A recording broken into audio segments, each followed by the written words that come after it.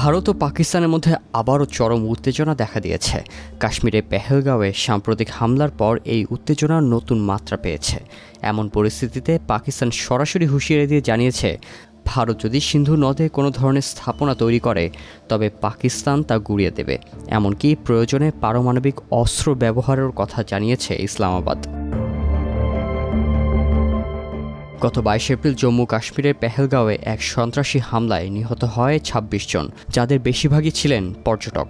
এই ঘটনার পর ভারত ১৯৬০ সালের ঐতিহাসিক সিন্ধু পানি বণ্টন চুক্তি স্থগিত করার সিদ্ধান্ত নেয়। এই চুক্তি এতদিন দুই দেশের মধ্যে শীতল সম্পর্ক থাকাকালেও কার্যকর ছিল।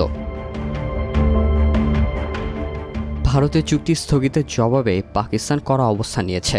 দেশটির প্রতিরক্ষামন্ত্রী খাজা আসিফ জানান, ভারত যদি সিন্ধু নদে কোনো ধরনের অবকাঠামো তৈরি করে তবে পাকিস্তান তা ধ্বংস করে দেবে। তার ভাষায় এটি হবে এক ধরনের আগ্রাসন। তিনি বলেন, শুধু কামান বা গুলি চালানোই আগ্রাসন নয়, পানি প্রবাহ আটকে দিয়ে মানুষকে তৃষ্ণায় বা অভাবে ফেলে দেওয়াও যুদ্ধের সমান। আরও এক ধাপ এগিয়ে পাকিস্তানের রাশিয়ায় নিযুক্ত রাষ্ট্রদূত মোহাম্মদ খালিদ জামালি বলেন, ভারতের যে কোনো আক্রমণের জবাবে পাকিস্তান তাদের পূর্ণ সামরিক শক্তি ব্যবহার করবে, যার মধ্যে পারমাণবিক অস্ত্রও রয়েছে। তিনি দাবি করেন, পাকিস্তানের কাছে এমন কিছু গোয়েন্দা তথ্য রয়েছে যা থেকে বোঝা যায় ভারত নিকট ভবিষ্যতে পাকিস্তানে সামরিক হামলা চালানোর পরিকল্পনা করছে।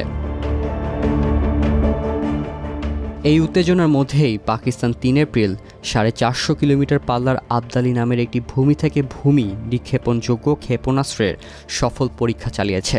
এই ক্ষেপণাস্ত্র প্রচলিত ও পারমাণবিক উভয় ধরনের অস্ত্র বহনে সক্ষম। পাকিস্তান সেনাবাহিনী জানিয়েছে, এই পরীক্ষার উদ্দেশ্য ছিল সামরিক প্রস্তুতির সর্বোচ্চ নিশ্চয়তা।